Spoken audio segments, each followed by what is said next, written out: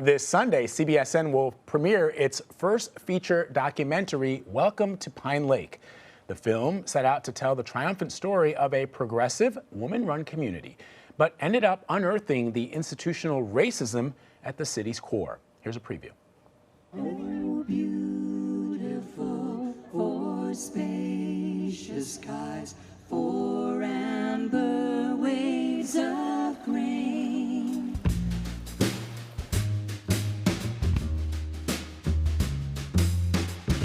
I pledge allegiance to the flag of the United States of America.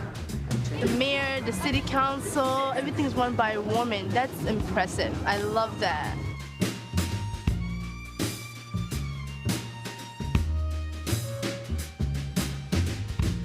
Pine Lake is predominantly white, but the surrounding area is 90% black.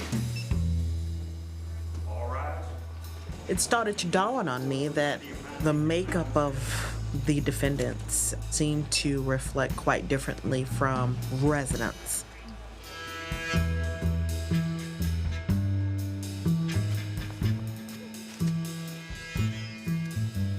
They're just living a life that's calm, and you don't mess with them.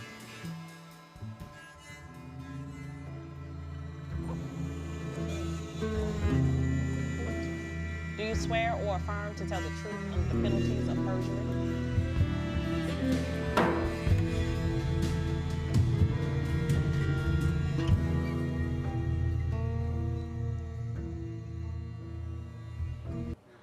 Wow, powerful. Anne-Marie, you hosted a series of discussions with experts about the themes addressed in this film. So I want to ask you some questions about the documentary and those discussions. Now, if you watch that teaser video, you get the sense that all is not right. So explain to our viewers what the takeaway from this documentary is and what it is we uncovered there.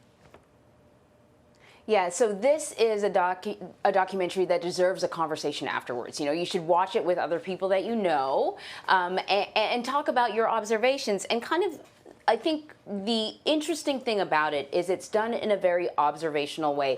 Like you pointed out, the filmmakers thought they were going to the town to do a film about a town that was run entirely by women. The mayor, the city council, the police chief, the judge in the little court there.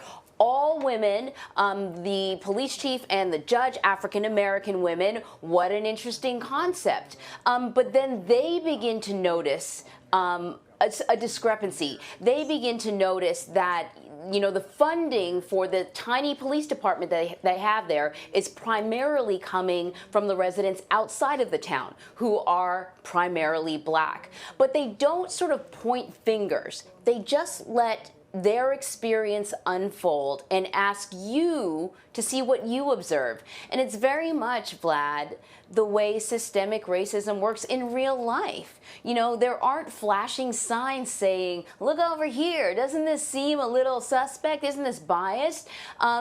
You sort of have to start to pick up on things. And for, you know, many of the people living in the town and outside of the town even, it's always been like that. So it's very difficult to, at times, identify that something is off. It's just the way many people have always lived, not just in the town, but, you know, across the country. Was there a character or a moment that stood out to you in the film? I mean, the best documentaries, you know, find or sort of hone in on one particular person who sort of exemplifies the story and what's being told.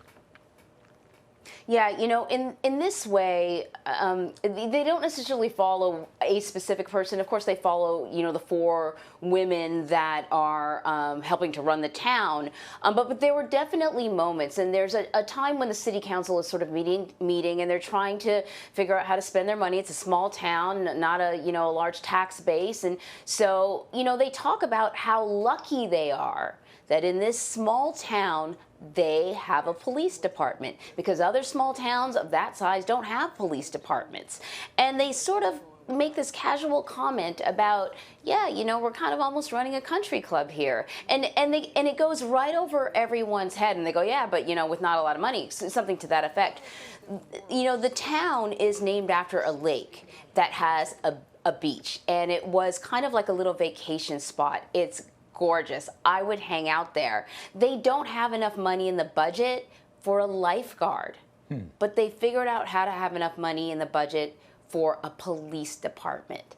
It's always been like that, so no one ever questions it. There's another point in the movie where a young woman is coming to pay off her tickets, and you know the thing about sometimes getting these traffic tickets, and we don't know what it is that got her into trouble, is it's often not just the ticket, but you know, if you don't pay it immediately, then as you know, Vlad, these tickets go up, but then if you got to go to court, there are court fees, and the judge often tries to work with people, and she can work with people on tickets, but judges can't do much about court fees. So the amount of money you owe can really pile up, and we've had this conversation before, Vlad, during Ferguson, during the riots in Ferguson. One of the conversations that came out of that was how a lot of these small towns finance their police departments through these tickets, and it's almost sort of like, you know, a poverty tax, that if you're already living paycheck to paycheck, you don't have a lot of money, a $50 ticket can really derail you. And it's this young woman, she found herself spending a night in jail, and it's blowing her mind because she says,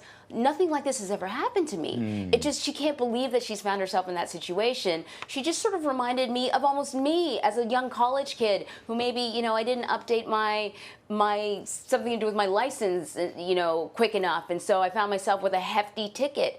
It's completely out of her life experience, but now she will carry that with her forever. How a little misstep can trigger a domino effect in your life if you're from a certain community. Not for everyone, but for some people.